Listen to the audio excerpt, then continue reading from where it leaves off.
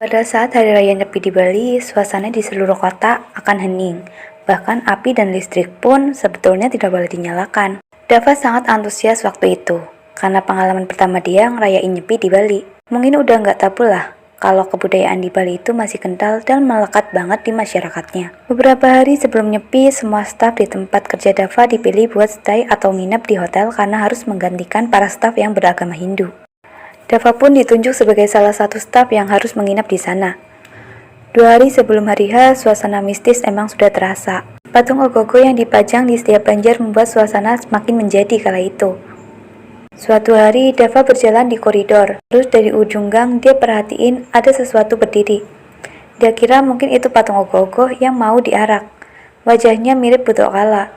Anehnya semakin didekati, dia perhatiin perutnya kok kembang kempis. Dan tiba-tiba aja muka si makhluk itu langsung marah ke Dava. Jujur dia kaget banget, sedikit takut, meskipun udah terbiasa. Gara-gara kejadian itu, dia akhirnya nginep di kosan temennya.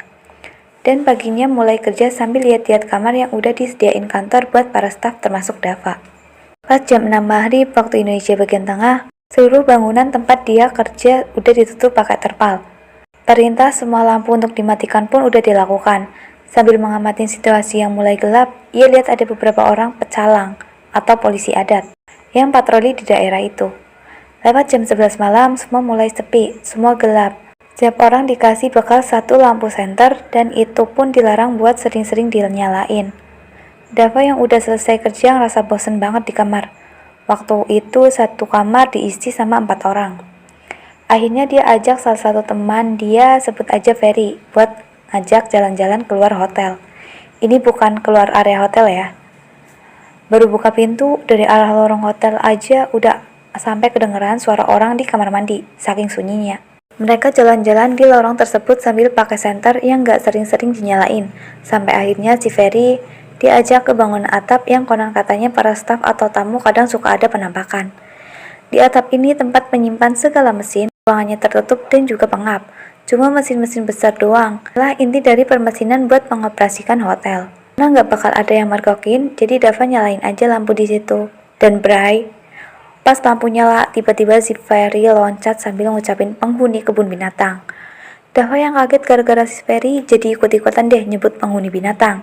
Sambil gemeteran, si Ferry tunjuk ke arah salah satu mesin, dan di situ emang ada seonggok makhluk halus yang gak halus. Rambutnya putih, cuma dekil dan berantakan. Tangannya nekuk bentuk L ke lantai, dan kakinya pendek, cuma pakai jubah dengan warna dasar putih kekuningan. Makhluk itu hanya membelakangi mereka, meskipun dia yakin kalau jin itu pasti tahu keberadaan mereka berdua. Sambil bisik-bisik si Ferry bilang sesuatu kalau itu layak. Karena kasihan lihat si Ferry yang udah keringet dingin dan lemas, akhirnya mereka balik. Pas banget di lorong yang mau ngarah ke kamar kita di ujung, mereka lihat ada yang nyala-nyala. Dava tanya ke Ferry, tapi dia nggak lihat apa-apa. Sambil marah-marah karena disangka Dava mau nakut-nakutin dia. Lalu karena penasaran sama benda yang nyala-nyala di depan, Dava sorot aja pakai lampu senter. Dan ternyata itu adalah makhluk yang di atas tadi. Kali ini dia ngeliat ke arah mereka dan sosoknya mirip banget sama Leak. Saking deg-degan plus berat ngebopong si Ferry yang kelihatannya udah lemas banget, ditambah Dava nggak berani buat teriak-teriak karena nanti ngeganggu. Akhirnya dia nggak sadar kalau senter yang dia nyalain itu belum dia matiin. Waktu itu dia ama itu makhluk tetap-tetapan. Sampai akhirnya dari belakang ada yang nepuk pundak Dava.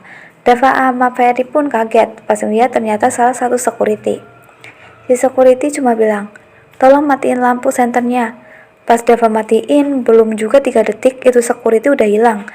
Kalaupun dia pergi, pasti kedengarlah suara kakinya. Tapi ini enggak. Ferry yang makin menjadi ketakutan di situ akhirnya cuma bisa duduk doang. Dan akhirnya Dava BBM teman sekamarnya. Setelah dibawa ke kamar dan ditenangkan sama salah satu manajer tempat mereka kerja yang lebih ahli, Ferry ditegur sama si manajer itu. "Kamu sih suasana sakral kayak gini malah jalan-jalan."